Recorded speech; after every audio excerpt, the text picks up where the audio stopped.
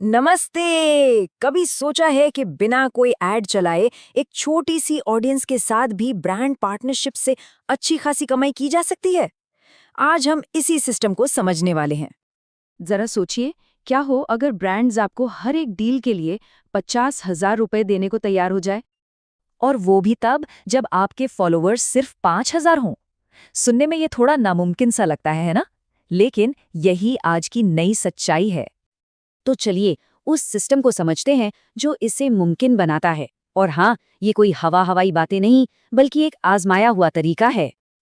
तो सबसे पहले हमें एक बहुत बड़ी गलतफहमी को दूर करना होगा जो ज्यादातर छोटे क्रिएटर्स को आगे बढ़ने से रोकती है, और वो है फॉलोअर्स की संख्या का मिथक। देखिए, पुरानी सोच ये है कि ब्रांड्स तो मेरे पास तभी आएंगे जब मैं फेमस हो जाऊंगा। लेकिन नई हकीकत कुछ और ही है। असल में ब्रांड्स को सिर्फ शोहरत नहीं चाहिए, उन्हें चाहिए सेल्स। और आंकड़े भी यही कहानी बताते हैं। इन्फ्लुएंसर मार्केटिंग हब की एक रिपोर्ट के हिसाब से छोटे इन्फ्लुएंसर्स, जिन्हें माइक्रो इन्फ्लुएंसर्स कहते हैं, उनका एंगेजमेंट रेट बड़े बड़े इन्फ्लुएंसर्स से 60% तक ज्यादा होता है। यही वजह है कि ब्रांड्स अब छोटे लेकिन ज्यादा एंगेज्ड क्रिएटर्स को ढूंढ रहे हैं।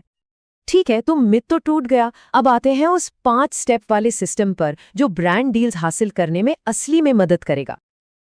पहला कदम है एक ऑडियंस एसेट बनाना। अब इसका मतलब फॉलोअर्स की गिनती बढ़ाना बिल्कुल नहीं है। इसका मतलब है एक ऐसी ऑडियंस बनाना जिसकी कोई खास प्रॉब्लम हो और जिसके पास खर्च करने की ताकत भी हो। एक असल उदाहरण देता हूं।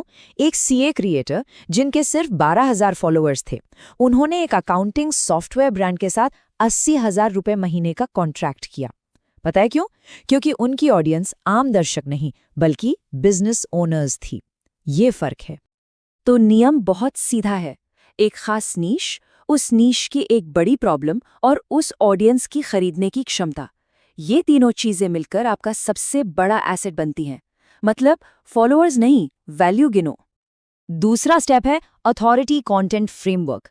मतलब ऐसा कंटेंट बनाना जो आपकी विशेषज्ञता और भरोसा बनाए, जैसे कि ट्यूटोरियल्स, केस स्टडीज या अच्छे टूल्स के बारे में बताना।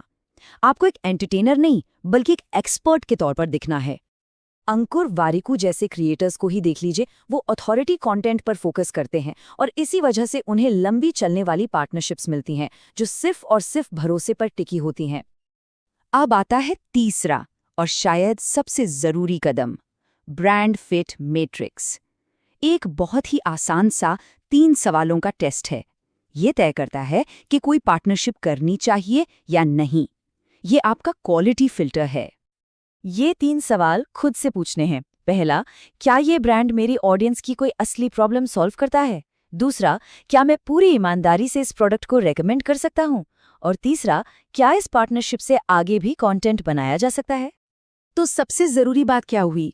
क्वालिटी क्वांटिटी से ज्यादा जरूरी है। यही क्वालिटी भरोसा बनाती है और वही भरोसा पैसा कमा कर देता है। सीधी बात, हर डील को हाँ नहीं कहना है। चौथा कदम है आउटरीच सिस्टम।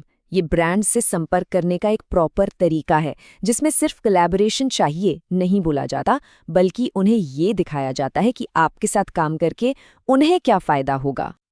और ये स्लाइड ये बिल्कुल साफ साफ दिखाती है कि फर्क क्या है। एक अच्छी पिच में आप बताते हैं कि आप कौन हैं, आपकी ऑडियंस की क्या प्रॉब्लम है, ब्रांड को क्या फायदा होगा और आपका ऑफर क्या है। और अब आते हैं फाइनल स्टेप पर। 5वां कदम है लॉन्ग टर्म पार्टनरशिप मॉडल। यहाँ हमारा लक्ष्य 1-2 स्पॉन्सर्ड पोस्ट से आगे बढ़कर एक स्टेबल, हर महीने आने वाली इनकम बनाना है। मतलब वन ऑफ डील से मंथली इनकम तक का सफर।